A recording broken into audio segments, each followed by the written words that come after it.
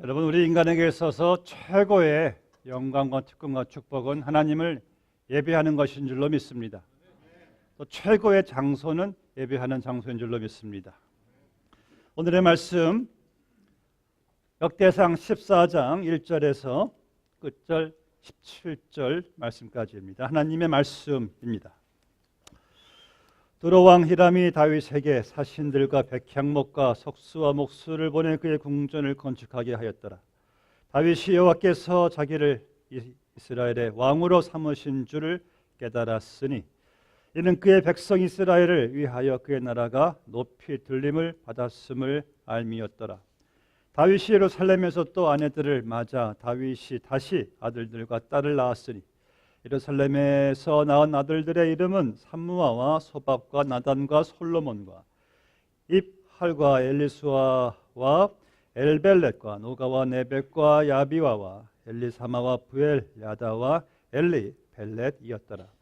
다윗이 기름 부음을 받아 온 이스라엘의 왕이 되었다 함을 블레셋 사람들이 듣고 모든 블레셋 사람들이 다윗을 찾으러 올라오매 다윗이 듣고 대항하러 나갔으나 블레셋 사람들이 이미 이르러 르바임 골짜기로 쳐들어온지라.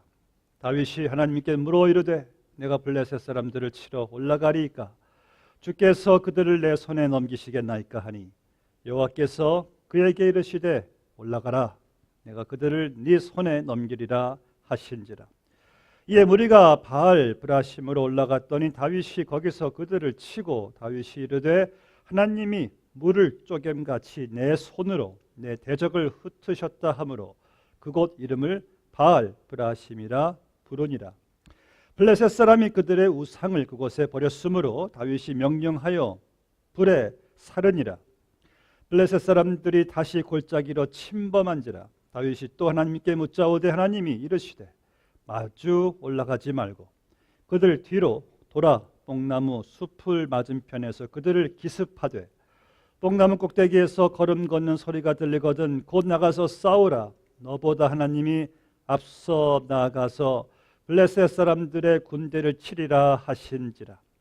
이에 다윗이 하나님의 명령대로 행하여 블레셋 사람들의 군대를 쳐서 기브온에서부터 게셀까지 이르렀더니 다윗의 명성이 온 세상에 퍼졌고 여호와께서 그의 모든 이방 민족으로 그를 두렵워하게 하셨더라. 아멘, 아멘. 성경에서 제가 듣고 싶은 한 사람을 가리킨 그 칭찬이 있습니다. 하나님의 마음에 합한 사람. 참 좋은 칭찬이죠. 하나님께서 친히 다윗에게 하신 말씀이에요.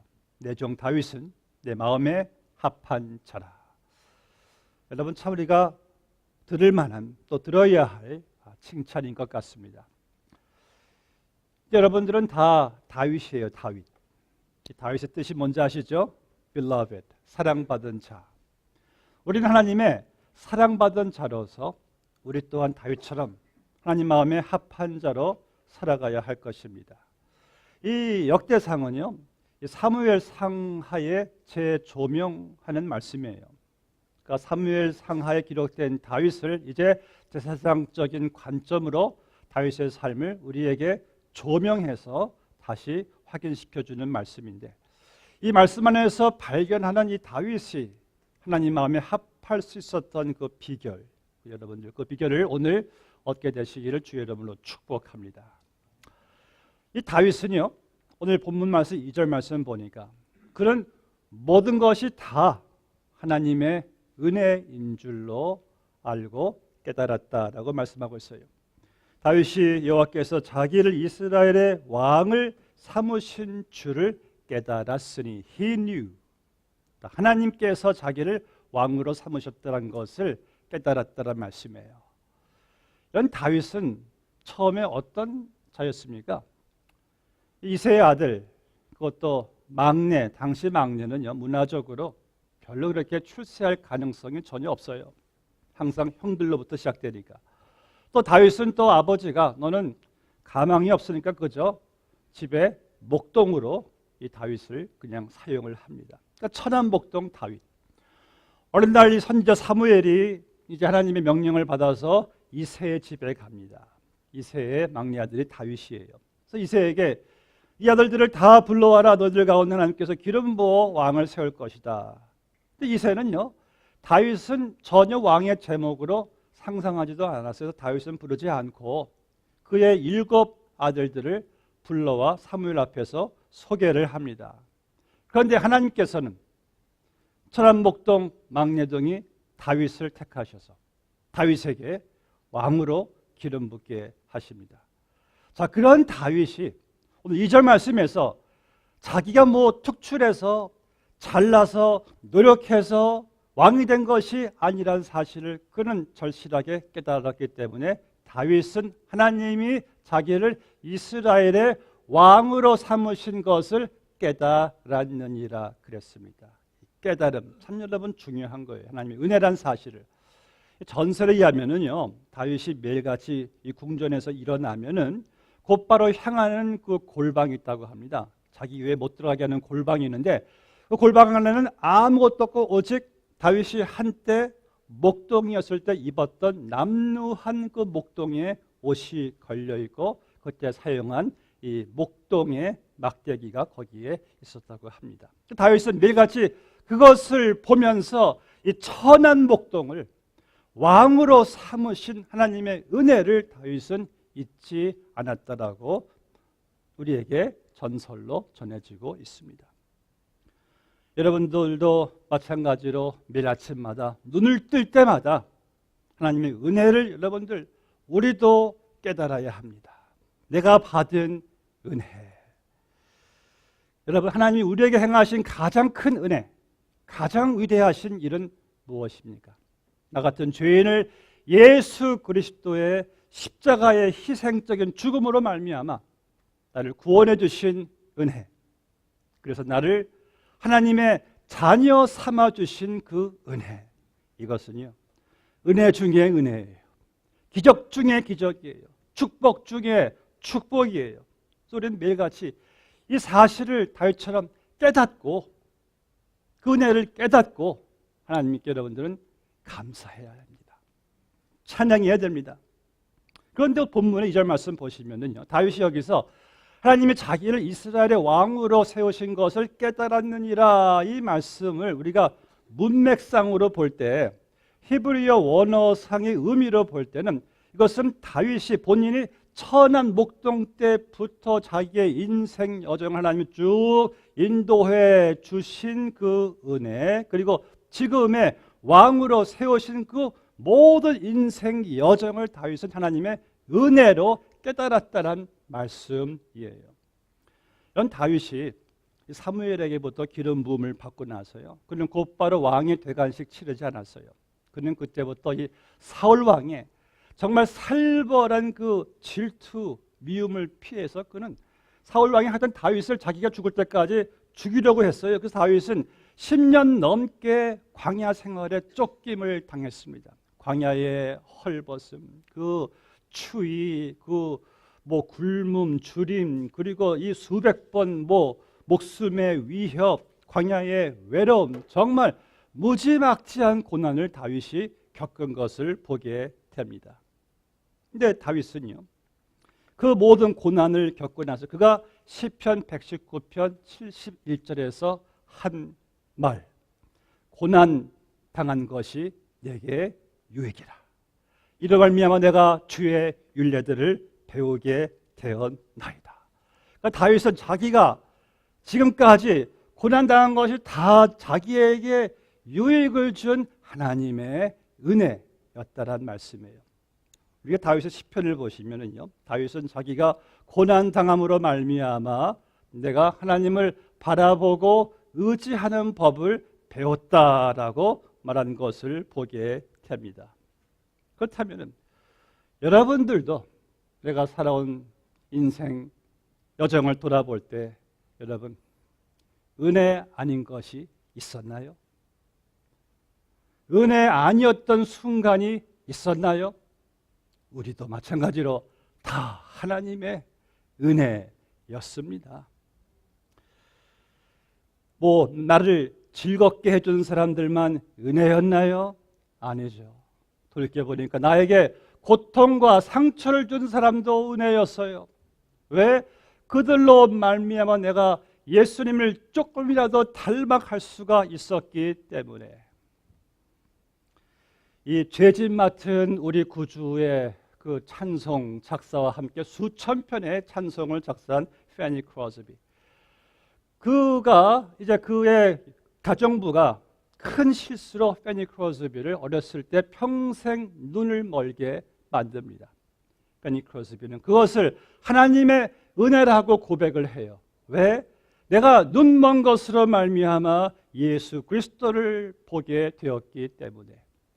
여러분들, 사업이 잘 될 때만 하나님의 은혜였나요? 사업이 안 될 때도 하나님의 은혜였어요. 왜? 하나님을 의지하게 되었으니까. 자녀들의 사춘기에 그 힘든 것도 돌아보니까 은혜였어요. 우리 부모들을 훈련시키신 은혜였습니다. 내가 건강할 때도 은혜였고 병들 때도 역시 은혜였어요. 그래서 뒤돌아보니까 은혜가 아닌 것이 하나도 없더라고요. 다 주 안에서 다 은혜였습니다.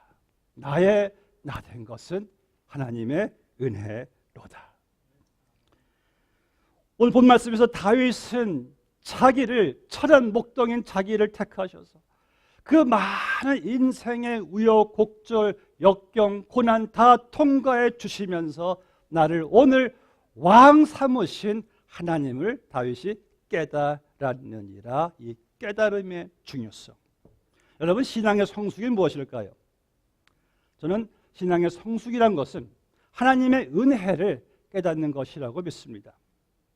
교회를 오래 다녔다고 신앙이 성숙해질까요? 아니더라고요. 교회에서 빡세게 훈련받는다고 교육받는다고 신앙이 성숙해질까요? 아니더라고요. 성경 공부를 많이 해서 신앙이 성숙해지는 것일까요? 아니더라고요. 내가 하나님의 은혜를 잊어버리니까, 은혜를 깨닫지 못하니까 감사보다 불평이 많아지네요. 비판적이고 남을 이해하고 용서하는 게 상당히 인색해지네요. 주를 위해 희생하는 게 싫어지네요. 너무 내 중심이 돼버리네요. 그러니까 신앙의 성숙이란, 신앙의 활력소, 신앙의 원동력이란 내게 베푸신 하나님의 은혜를 기억하고 깨닫는 것이더라고요. 은혜를 기억하지 못하니까 여러분들 뭐 날아가지 않나요? 그래서 은혜를 깨닫는 것이 얼마나 참 중요한지. 사랑하는 여러분, 내가 하나님께로부터 구원받아 지금까지 살아온 것, 은혜 아닌 것 하나도 없습니다. 그래서 전 여러분들에게 딱 한 가지 은혜만 더 있었으면 좋겠어요. 아니, 목사님 뭐 은혜가 뭐 족하다면서요? 뭐 또 어떤 은혜가 또 필요합니까? 예, 한 가지만 더 필요해요. 어떤 은혜입니까? 내가 지금까지 받은 모든 은혜를 잊어버리지 않는 은혜, 그 은혜를 깨닫는 은혜, 그 은혜가 중요하다는 말씀이에요. 은혜를 많이 받았는데 이것을 기억하지 못하고 깨달지 못하면 여러분, 그것은 잘못되고 불행한 일이에요. 여기 계신 모든 분들에게는요, 공통점이 있고 차이점이 있습니다. 공통점은 무엇일까요? 우린 다 똑같이 하나님의 동일한 은혜를 받으셨어요. 누구는 많이 받고 누구는 적게 받고 아니에요. 우리는 똑같이 하나님의 은혜를 다 받으셨어요.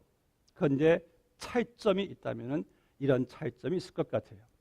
은혜는 똑같이 받았는데 은혜를 깨닫고 감사하는 사람이 있는가 하면 그 똑같이 받은 은혜를 깨닫지 못하고 감사하지 못하는 그 차이는 있더라고요. 전 여러분들이 내가 똑같이 받은 이 풍성한 은혜를 날마다 깨달으시고 감사하시기를 주 이름으로 축복합니다.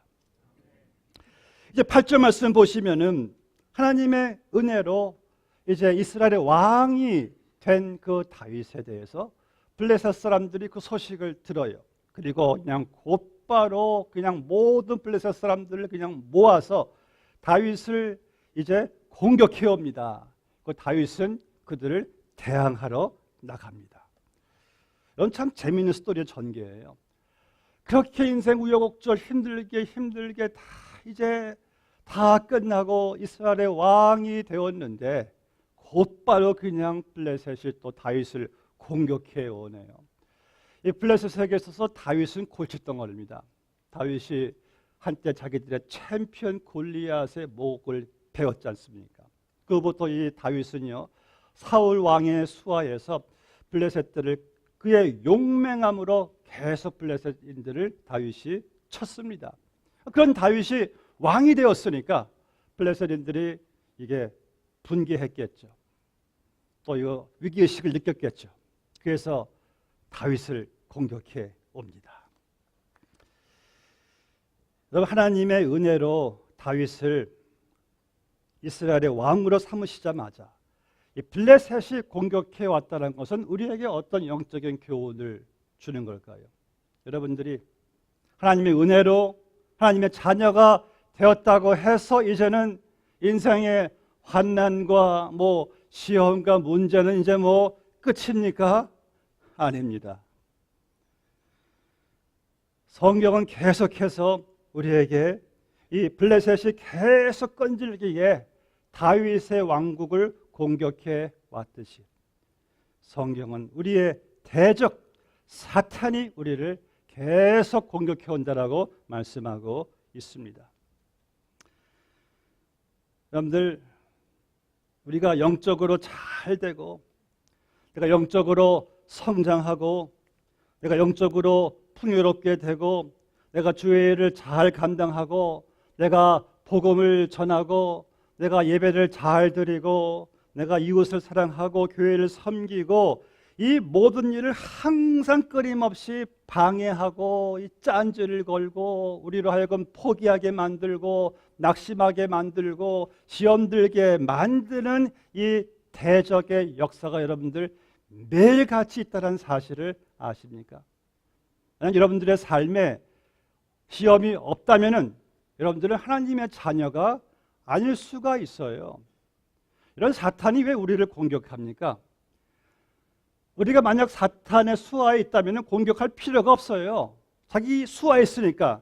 그런데 자기 수하 밖에 하나님의 자녀이기 때문에 하나님의 자녀 잘 되는 거, 또 교회 잘 되는 거 질투하는 사탄은 우리를 오늘도 매일같이 공격해 온다는 사실입니다.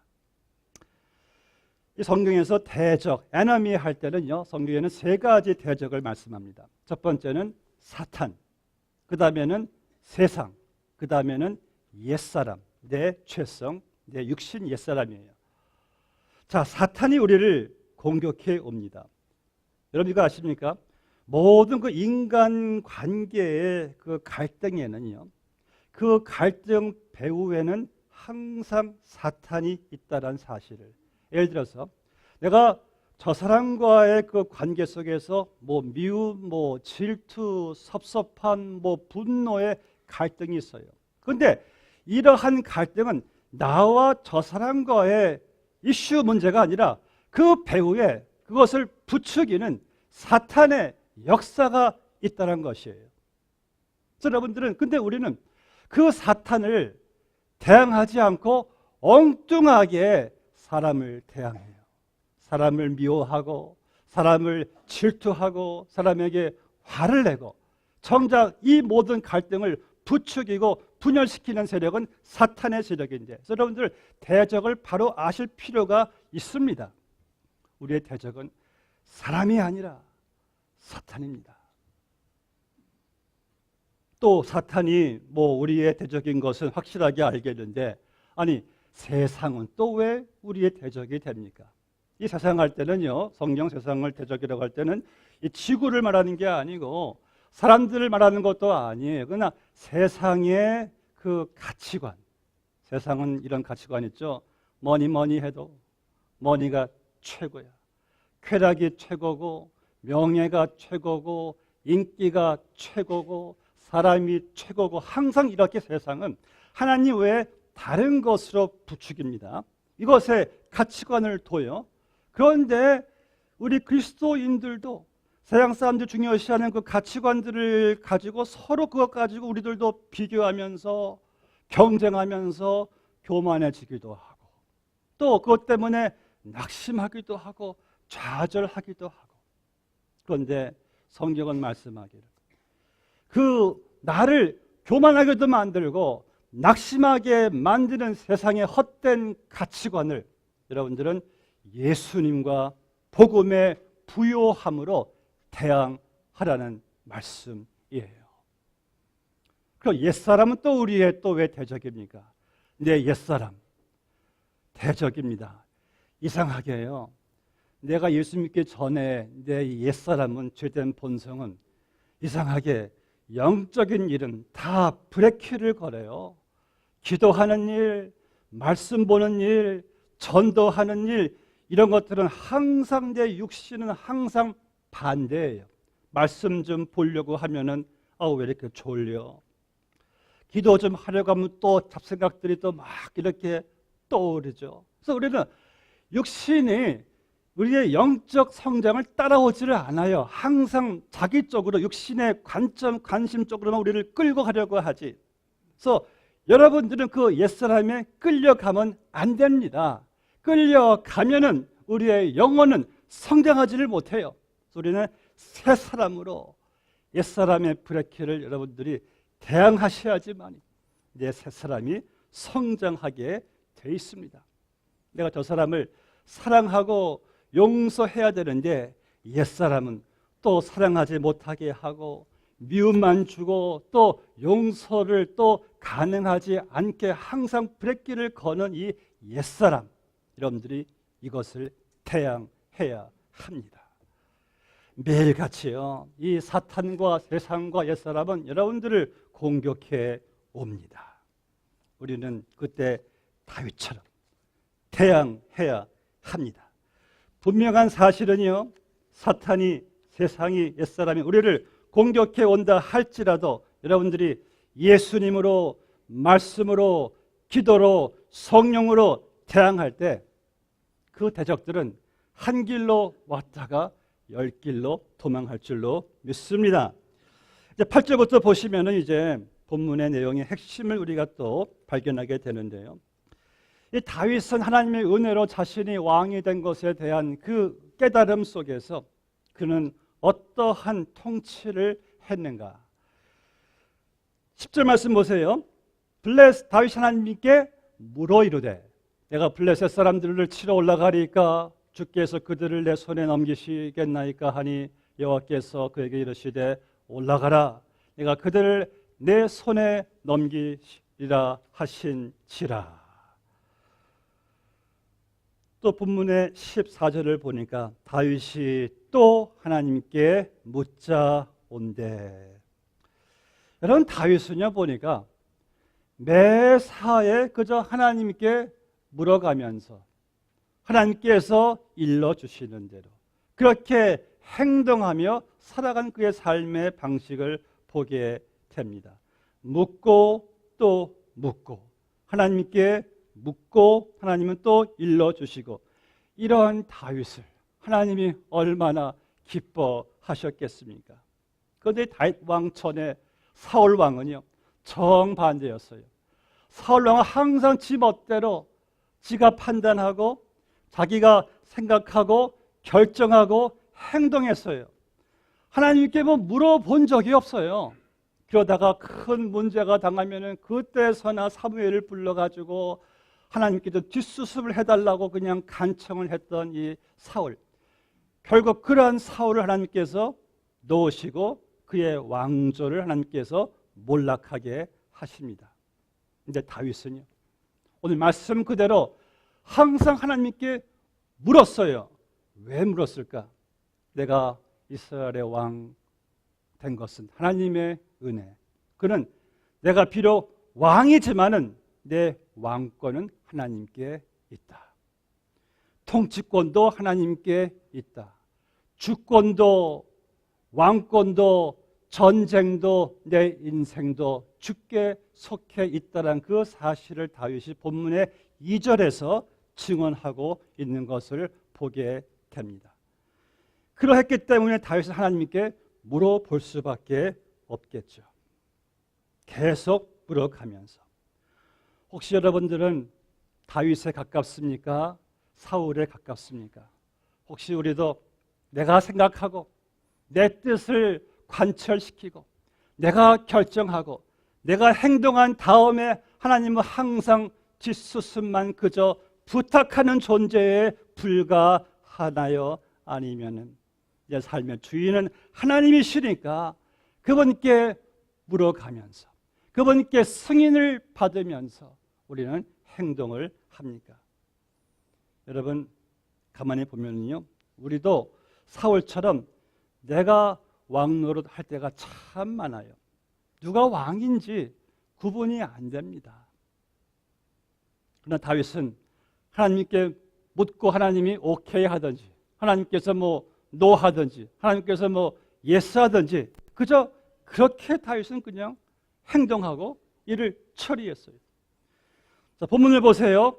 다윗이 하나님께 묻고 이르시고 또 묻고 이르시고 묻고 이르시고 행동하고 또 묻고 이르시고, 여러분 이것이 바로 신앙생활의 최선이고 이것이 바로 신앙생활의 성공인 줄로 믿습니다. 내가 결정하고 행동하고가 아니라 하나님께 묻고 이르시되 또 묻고 이르시되. 오늘 설교 제목이 뭡니까? 또 하나님께 묻자온대. 여러분 이 또를 잘 주목하세요. 또, 이 또가 중요합니다. 자, 처음 다윗이 자기에게 블레셋이 공격해 왔을 때 다윗이 하나님께 물었어요. 하나님 어떻게 할까요? 하나님이 올라가라, 가서 쳐라, 그렇게 했어요. 그래서 다윗이 승리했어요. 자, 그 다음에 블레셋이 또 쳐들어옵니다. 자, 그때가 참 중요합니다. 우리가 성경에 보니까요, 주로 많은 신앙의 그 하나님 백성들이 실패한 사례들을 보면은 우리를 볼 때도 마찬가지예요.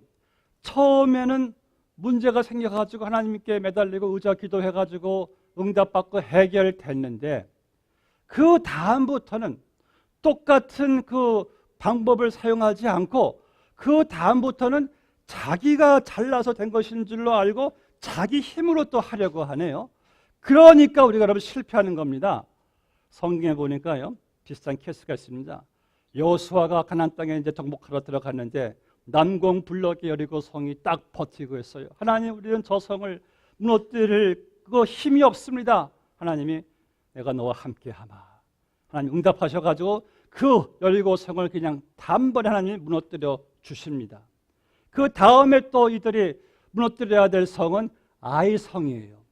근데 그 아이 성은 아이로 보였는지 여호수아나 백성들이 하나님께 기도했다란, 의지했다란 말씀이 없네요.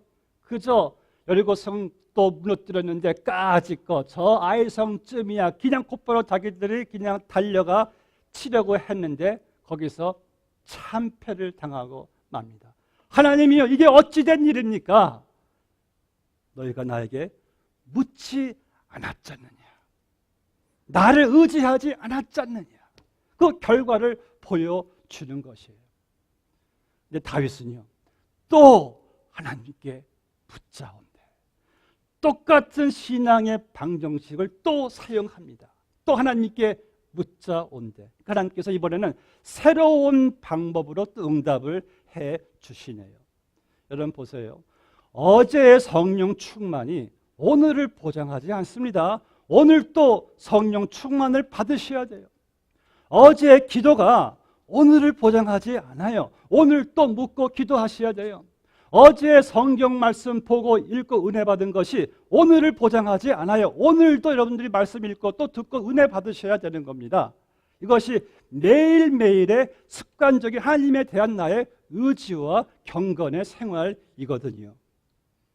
전 여러분들이 다윗처럼 하나님께 묻고 하나님 우리에게 일러주시고 행하시는 우리 하나님께서는 매일같이 우리에게 새롭게 역사하시는 하나님이세요. 다윗이 이제 어떻게 했습니까? 기도하니까 여기 15절 말씀 보세요. 15절 말씀 보면은 내가 너보다 앞서 나아가서 블레셋 사람들의 군대를 치리라 하신지라. 이보다 더 좋은 응답이 어디 있겠습니까? 내가 너보다 앞서 나가서 내가 블레셋을 내가 치겠다. 이런 다윗이 하나님을 인정해 들으니까 그분께 묻고 기도하니까 하나님께서 내가 앞서 나가겠다. 사울은요 항상 자기가 앞서 나갔다가 이를 다 그르치고 말게 됩니다. 여러분들, 그래서 여러분들 기도가 최선이에요. 그래서 믿음이 최선이고 하나님을 의지하고 맡기는 것이 최선이에요. 내가 앞서 나가지 않게 되시기를 주의 이름으로 축복합니다. 마지막 이제 말씀을 맺으면서 12절 말씀 보니까 다윗이 어떻게 했나요? 블레셋 사람이 그들의 우상을 그곳에 버렸으므로 다윗이 명령하여 불에 사르니라. 그 모든 우상들을 다 불에 다 다윗이 재로 다 만들어 버려요. 재미있는 것은 이스라엘 400년 통치 동안에 그 많은 왕들 중에서 유일하게 그 40년 통치 동안에 한 번도 우상을 섬기지 않았다고 기록된 그 왕은 다윗밖에 없었음을 보게 됩니다. 그는 철저하게 그의 삶에 우상들을 다 그냥 제거했어요. 그럼 우상이 뭡니까? 하나님보다 더 사랑하고 의지하는 것은 다 우상이잖아요. 그것이 뭐 돈이든 자녀든 명예든 인기든 이런 분명한 사실은 여러분들이 하나님 외에 다른 것을 의지하시면 I guarantee 꼭 여러분들은 그 의지하는 것으로 고통을 당할 겁니다. 좌절할 것이고 낙심할 것이고 불행해질 것이에요. 그렇다면 왜 다윗이 어떻게 그의 통치 40년 동안 한 번도 우상을 섬기지 않았을까? 그 비결이 무엇일까? 생각해 보니까 시편 23편 1절에 기록되어 있네요. 하나님은 나의 목자시니 내가 부족함이 없으리로다. 하나님이 자기 목자시니까 부족함이 없으니까 뭐 의지할 대상이 필요가 없는 거예요.